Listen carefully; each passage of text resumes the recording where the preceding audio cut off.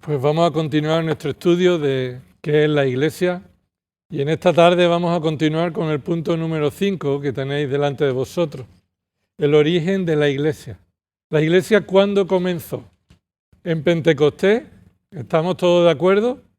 Otros creen que la Iglesia no comenzó en Pentecostés, comenzó en el Antiguo Testamento, que la Iglesia comenzó en Edén, con los primeros creyentes.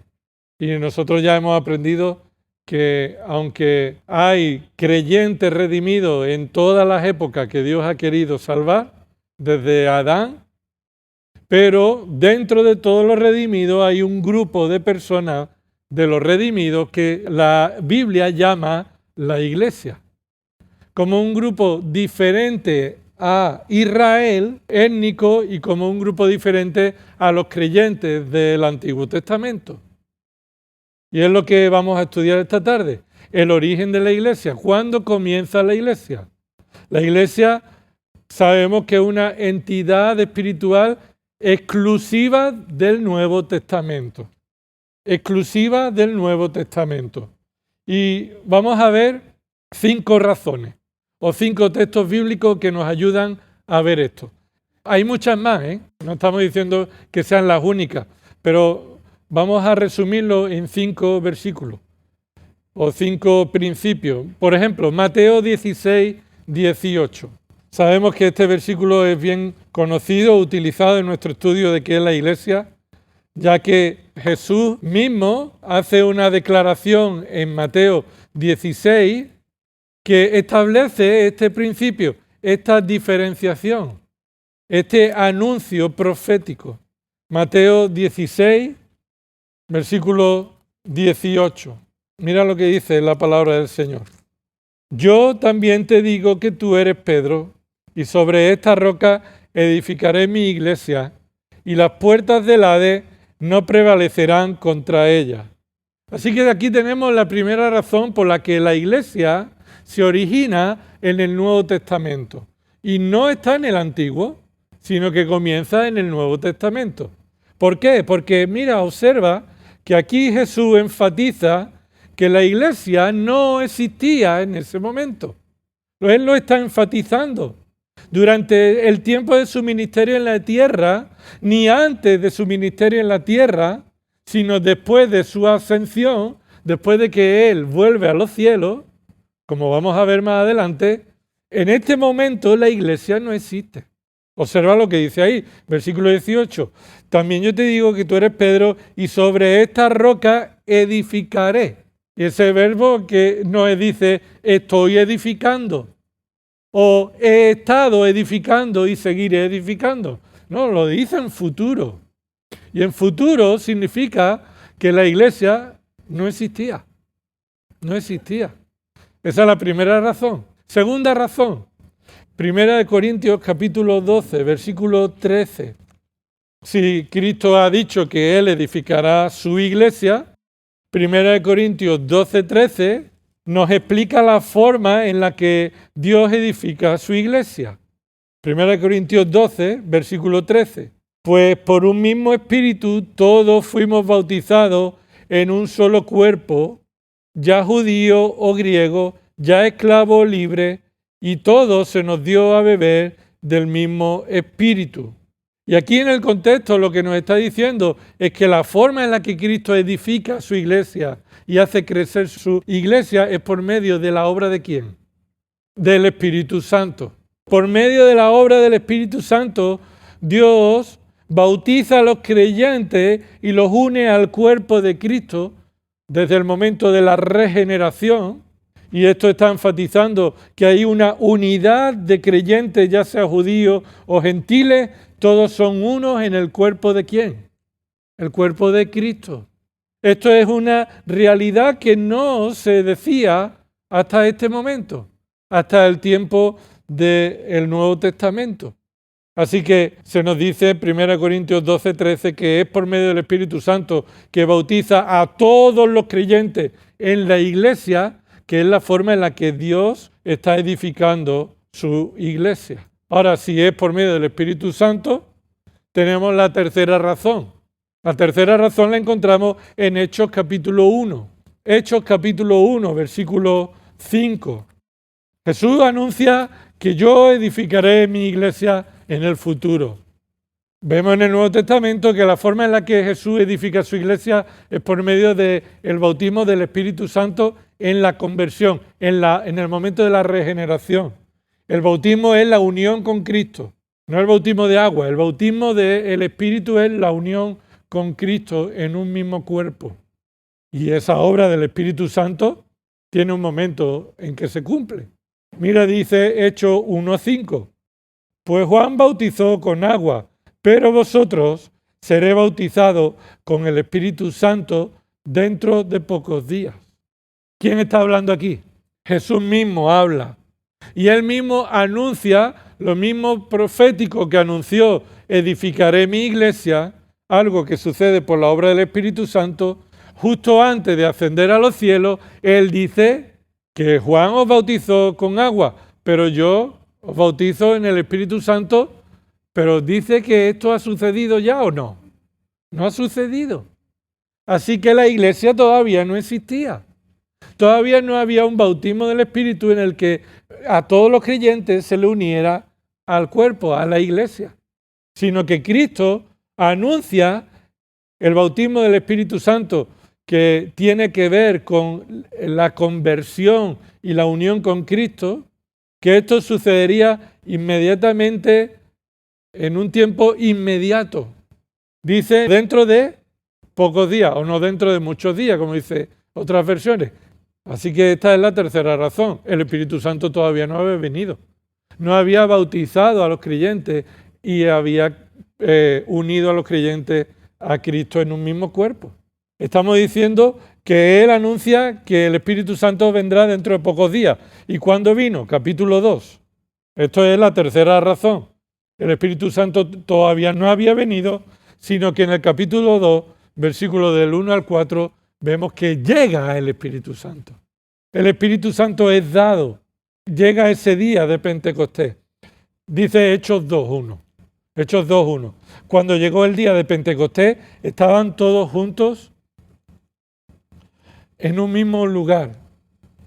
De repente vino del cielo un ruido como el de una ráfaga de viento impetuoso que llenó toda la casa donde estaban sentados.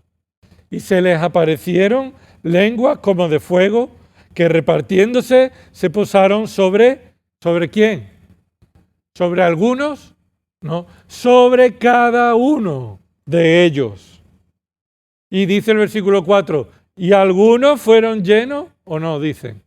Y todos, absolutamente todos, fueron llenos del Espíritu Santo y comenzaron a hablar en otras lenguas según el Espíritu les daba habilidad para expresarse. ¿Qué quiere decir? Quiere decir que aquí está el cumplimiento de lo que Jesús anunció en su ascensión. Cuando Él asciende a los cielos, Él dice, yo bautizaré con el Espíritu Santo dentro de pocos días. Y llega Pentecostés y están reunidos allí, y todos los que están allí reunidos, creyentes, todos reciben el Espíritu Santo, todos son llenos del Espíritu Santo. Y ahí se manifiesta que ¿qué? Que todos son unidos al cuerpo de Cristo, como hemos leído en 1 Corintios 12. Y todos forman parte del cuerpo de Cristo desde ese momento. Ahí comienza la iglesia. En la obra, en el cumplimiento del anuncio de Cristo, en el bautismo del Espíritu Santo, en el momento del comienzo de la iglesia. En cuarto lugar, Hechos 11:15. Hasta este momento, todos los que estaban allí eran judíos, ¿verdad? Hasta este momento, todos los que estaban allí eran judíos. Pero en Hechos 11, versículo 15, se nos relata cómo Pedro cuenta de la conversión de los gentiles. Hechos 11:15, dice ahí. Cuando comencé a hablar, y esto es Pedro anunciando de cómo Cornelio y su familia fueron salvados por la gracia de Dios, y él lo está contando ahora a los creyentes en Jerusalén, Dice el versículo 15, cuando comencé a hablar, el Espíritu descendió sobre ellos. Escucha esto, tal como lo hizo sobre nosotros al principio. Entonces, los gentiles son unidos al cuerpo de Cristo, a la iglesia, de la misma forma que fueron unidos los judíos. Y eso enfatiza que la iglesia no es la iglesia de los judíos, es la iglesia de Cristo que es formada de entre judíos y gentiles, de entre libres y esclavos, entre hombres y mujeres. Es la misma forma en la que el Espíritu Santo obra para unir a los gentiles. Y esto asienta las bases del principio bíblico. En el comienzo de la iglesia, Dios establece un principio bíblico que puede ser observado objetivamente y puede ser observado en los judíos y en los gentiles, y nadie puede decir que haya una diferencia entre ellos. Ha sucedido lo mismo en los judíos que sucedió lo mismo en los gentiles. Y establece un principio para asentar las bases de la gracia de Dios con su iglesia, salvándolos por medio de la obra del Espíritu Santo. La iglesia comienza en Pentecostés y los gentiles son unidos del mismo modo que lo fueron los judíos a la iglesia. Y en quinto lugar, está en este mismo versículo, pero hay que enfatizarlo claramente. En quinto lugar, el mismo Pedro enfatiza con la frase final que el comienzo de la iglesia sucedió en Pentecostés. ¿Por qué? ¿Qué dice al final esa frase? Tal como lo hizo sobre nosotros al principio. No dice un día, dice al principio, en el comienzo, al comenzar la iglesia. Pedro sabe que este es el comienzo de la iglesia y dice, con los gentiles ha sucedido igual que con nosotros en el comienzo. Así que tenemos que el origen de la iglesia sucede en el Nuevo Testamento de manera exclusiva por esos 5 principios. Primero porque Cristo lo anunció en su ministerio. Mateo 16, 18, ¿verdad? Edificaré mi iglesia como algo futuro. Segundo, es porque sabemos que la forma en la que Dios edifica su iglesia es por medio de la obra ¿de quién? Del Espíritu Santo. Esa es la segunda razón. La tercera razón es porque el Espíritu Santo no estaba todavía cuando Jesús ascendió a los cielos, ¿verdad? Sino que Jesús anunció que dentro de pocos días vendrá el Espíritu Santo, que vino ¿cuándo? En Pentecostés, en Hechos 2, ¿verdad? Tenemos el cuarto principio y es que los gentiles fueron unidos a la iglesia en la misma forma en la que fueron unidos los judíos. No fue una forma diferente. La iglesia está formada del mismo modo por judíos y gentiles, por la obra del Espíritu Santo. Y en quinto lugar, que decía Pedro que ¿qué? Que el comienzo de la iglesia fue, ¿cuándo? En Pentecostés. Además, observa, dice el versículo 15, que todavía estáis ahí, ¿verdad? Tal como lo hizo sobre nosotros al principio. Y ahí sobre nosotros se está refiriendo a que en medio de ellos todavía había personas de los judíos que estuvieron allí presentes. Es más, que es el Espíritu Santo quien lo hizo, no lo alcanzaron. Observa que el verbo dice ahí, como lo hizo sobre nosotros. Es decir, ellos lo recibieron por gracia igual que los gentiles lo recibieron por gracia.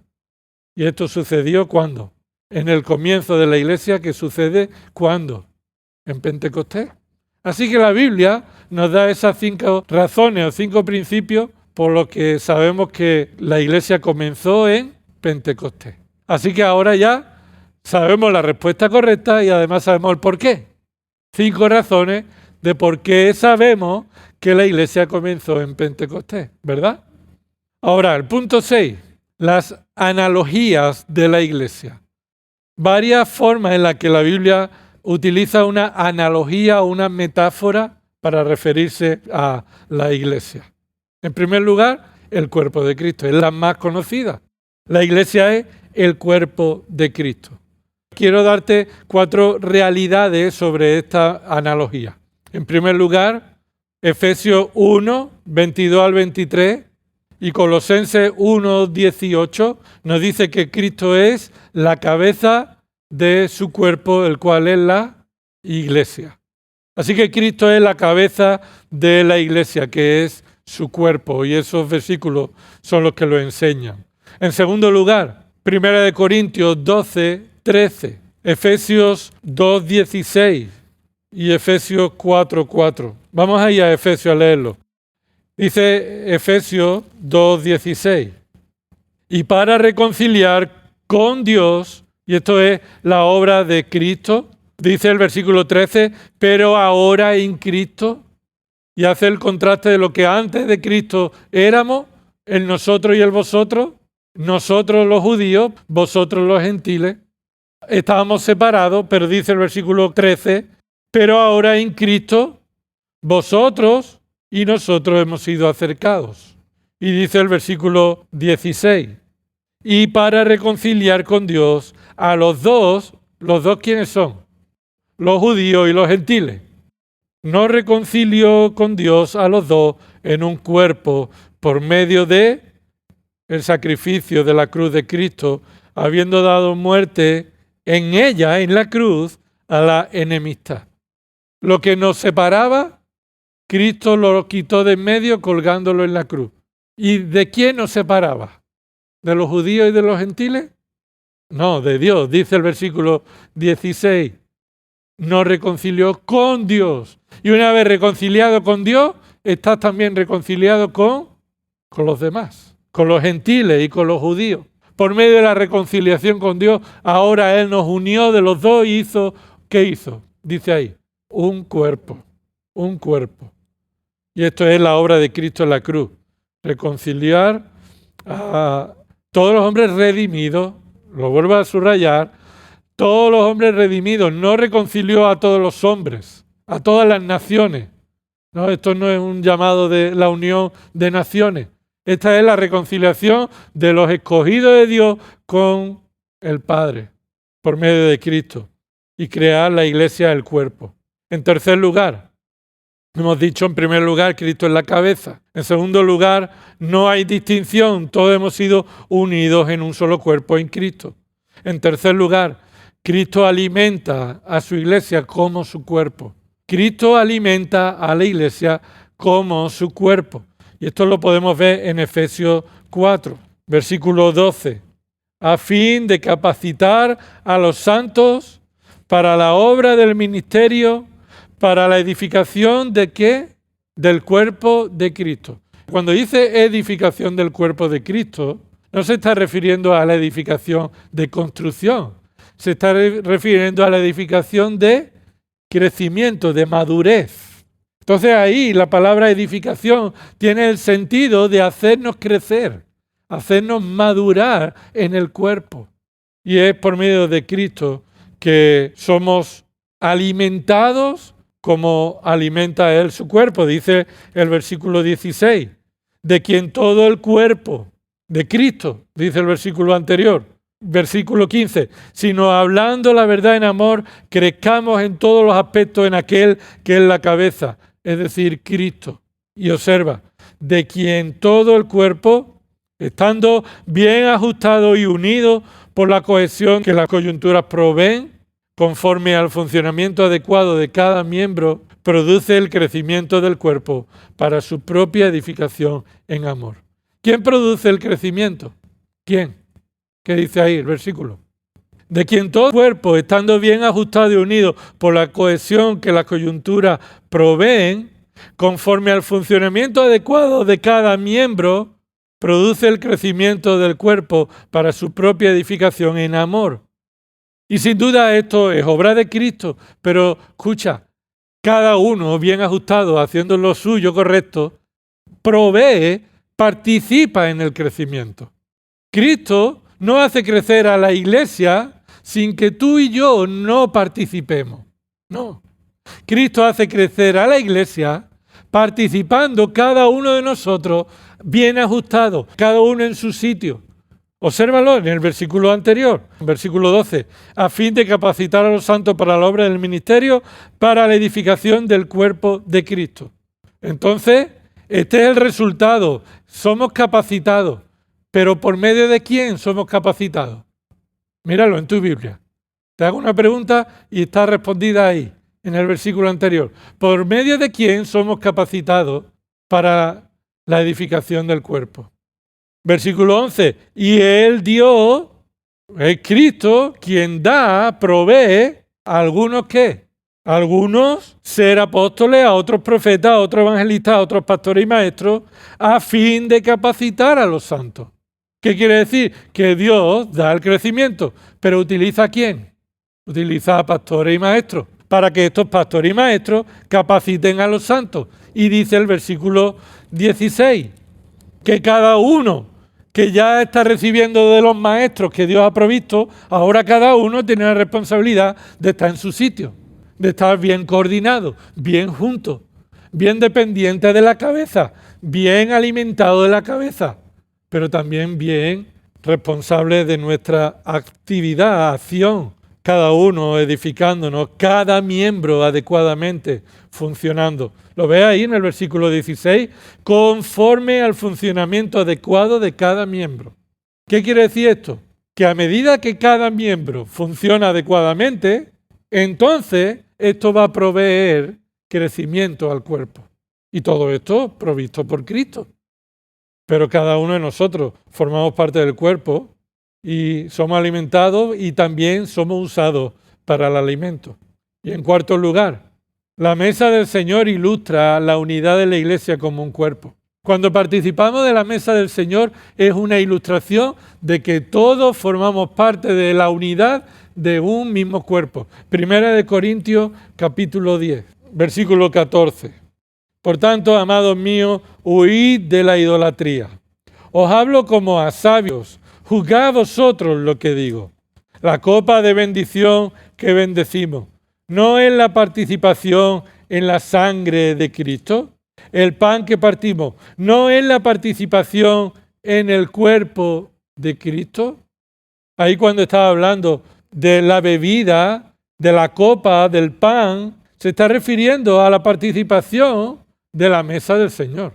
A eso se está refiriendo.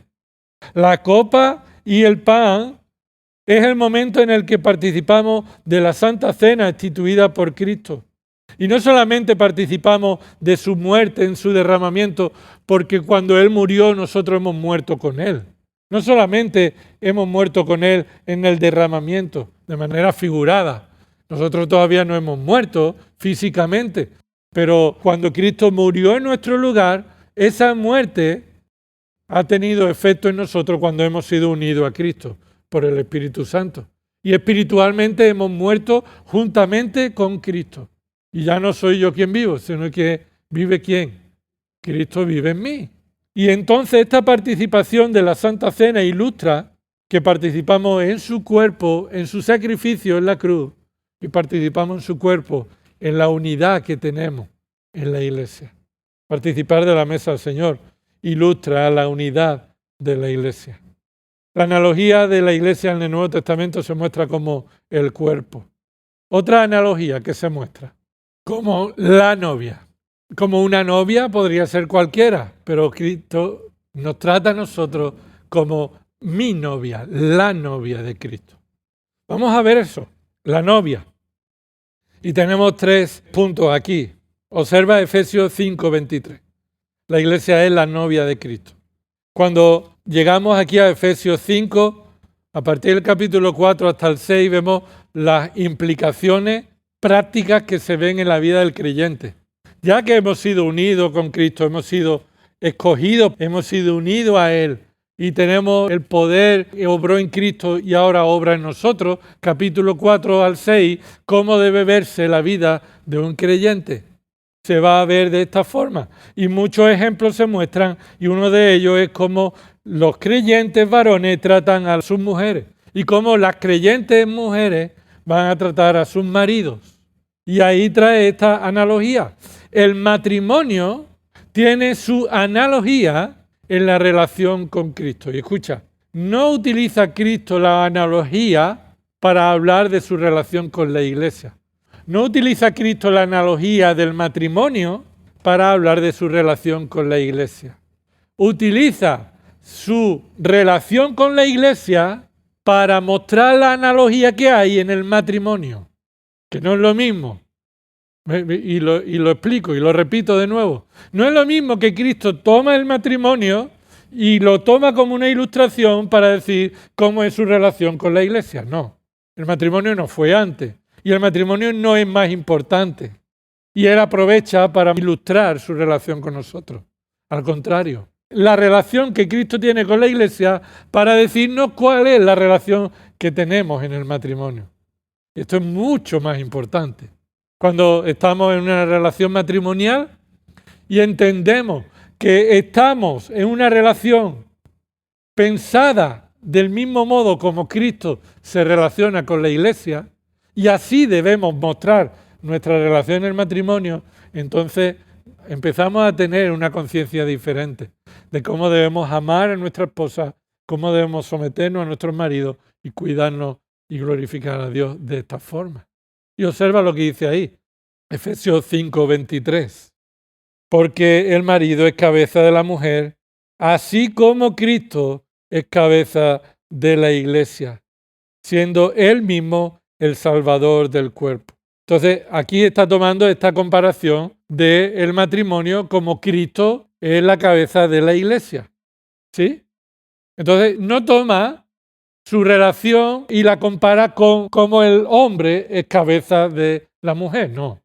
Dice, el hombre es cabeza de la mujer, así como el modelo supremo está en Cristo como cabeza de la Iglesia. Y ahora utiliza esta misma idea para reflejar la magnitud del amor de Cristo por su Iglesia, y así debe ser el reflejo del amor del marido por su esposa.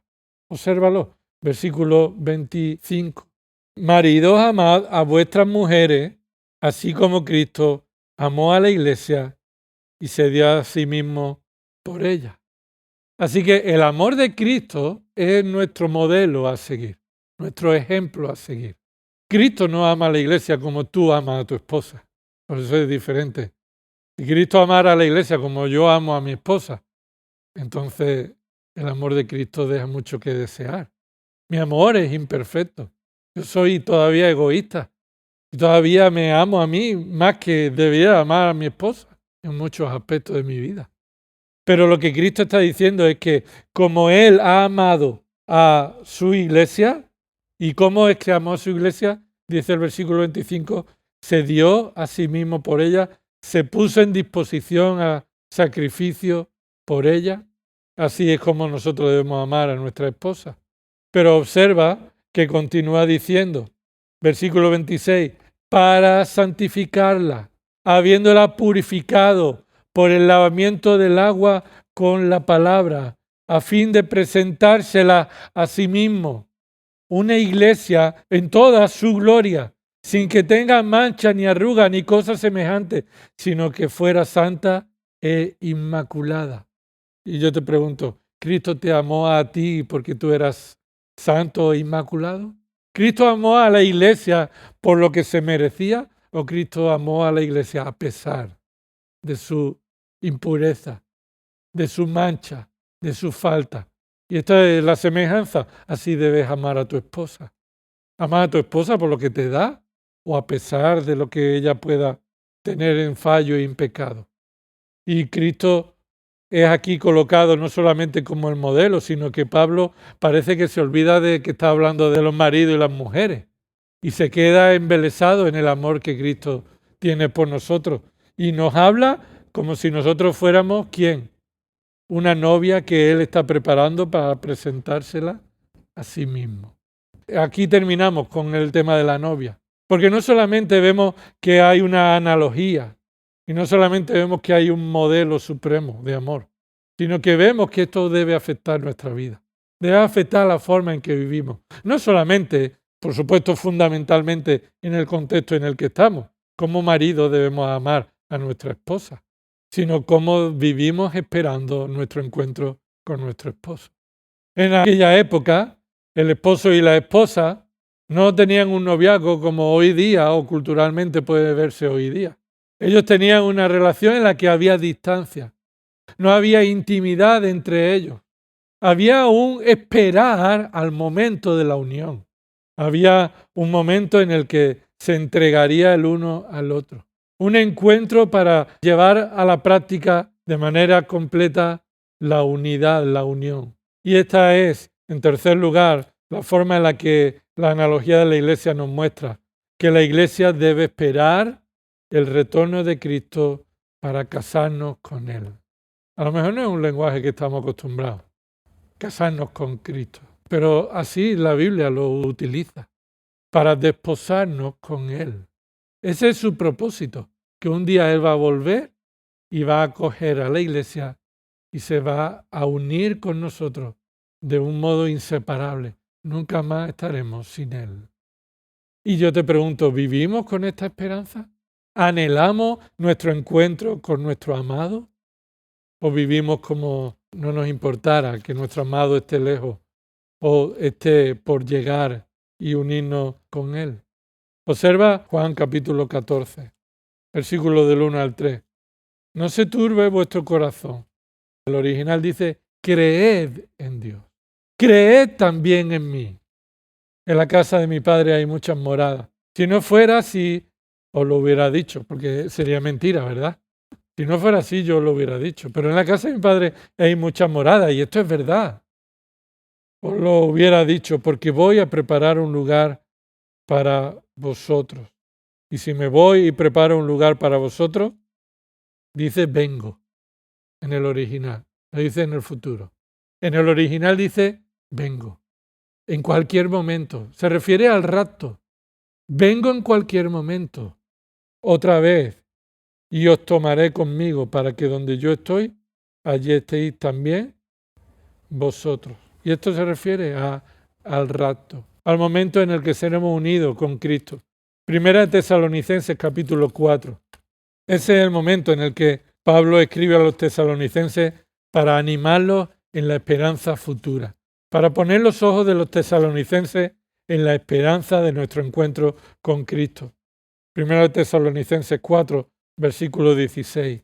Pues el Señor mismo descenderá del cielo con voz de mando, con voz de arcángel y con la trompeta de Dios. Y los muertos en Cristo se levantarán primero. Entonces nosotros, los que estemos vivos y que permanezcamos, seremos arrebatados juntamente con ellos en las nubes al encuentro del Señor en el aire. Y así estaremos con el Señor siempre. Siempre. Apocalipsis 19, y con esto terminamos. ¿En qué expectativa estamos viviendo? ¿Dónde ponemos nuestra esperanza, nuestra realidad? En nuestro encuentro con Cristo, porque somos su novia. Él nos está preparando. ¿Te estás preparando para su encuentro? ¿Estás mirándote al espejo de su palabra para ser limpiado? Apocalipsis 19, dice el versículo 6, y oí como la voz de una gran multitud, como el estruendo de muchas aguas, y como el sonido de fuertes truenos, que decía, aleluya, porque el Señor nuestro Dios Todopoderoso reina. Regocijémonos y alegrémonos y démosle a Él la gloria, porque las bodas del Cordero han llegado y su esposa se ha preparado. Su esposa se ha preparado. ¿Estás preparado? Mira, versículo 8. A ella, a su esposa, se le ha concedido vestirse de lino fino, resplandeciente y limpio, porque las acciones justas de los santos son el lino fino. Él nos ha preparado. Nos ha dado las obras justas para que andemos en ellas.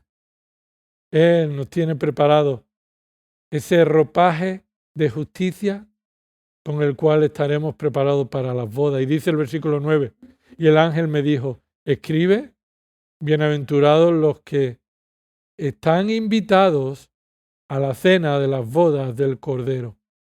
Y me dijo, estas son palabras verdaderas de Dios. Hacemos un paréntesis. La boda del Cordero con la Iglesia tiene unos invitados, ¿verdad? Dice el versículo 19, bienaventurados los que están invitados a la cena de las bodas. Esto se refiere a todos los redimidos que no forman parte de la iglesia. Todos los que son creyentes, pero no forman parte de la iglesia. Los del Antiguo Testamento o los que serán creyentes en la tribulación. Todos esos son los invitados a las cenas de las bodas del Cordero. Pero la iglesia, tú y yo, que hemos sido unidos a Cristo por el Espíritu Santo, estamos siendo edificados y santificados en Él. Somos su esposa. Y un día llegará esa boda. Y tú y yo estamos en el momento en el que nos estamos preparando para vivir como a Dios le agrada, para llegar a ese día en el que seamos raptados, ya sea que muramos, seamos resucitados o vivamos y estemos transformados, para estar presentes delante de Cristo como nuestro esposo. Vamos ahora. Gloria a ti, Señor, te damos por tu palabra, por tu sabiduría, por lo profundo e inmenso de tus planes, de tu conocimiento, de tu verdad, Señor. Hay tanto que no alcanzamos a comprender y entender, Señor, pero lo que sí hemos podido meditar en esta tarde, Señor, es saber la realidad de que tú edificas tu iglesia, que tú has utilizado tu iglesia en este tiempo para predicar el Evangelio a todas las naciones. Y Señor, que formamos parte de tu cuerpo, que somos unidos en un mismo cuerpo, donde todos formamos parte igual, con las mismas bendiciones, Señor, con la misma gracia que hemos recibido, pero también con la misma responsabilidad de saber, Señor, que estamos implicados, Señor, en tu obra de santificación en nuestras vidas. Señor, que somos responsables de cómo nos dejamos limpiar, purificar, lavar, de cómo nos sometemos a ti como nuestra cabeza, nuestra autoridad, nuestro Señor y Salvador. Perdona nuestros pecados, Señor, que confesamos delante de ti. Ayúdanos, Señor, a vivir conforme a tu voluntad, Señor, y deseando cada día, Señor, encontrarnos contigo en ese día que no sabemos cuándo, pero en cualquier momento puede suceder. Señor, trae salvación a aquellos que creen, Señor, que la salvación se hereda por la familia, o que la salvación es cosas de adultos, o que la salvación es cosas de inteligentes. Señor, te pedimos que tú traigas salvación a aquellos que están muertos en sus pecados, en sus delitos, que merecen la ira justa que tú traes sobre ellos por su pecado, que solo por medio de Cristo pueden ser reconciliados. Señor, también te alabamos, Padre, por habernos hecho parte de tu cuerpo, de tu iglesia. A ti sea la gloria en el nombre de Cristo. Amén.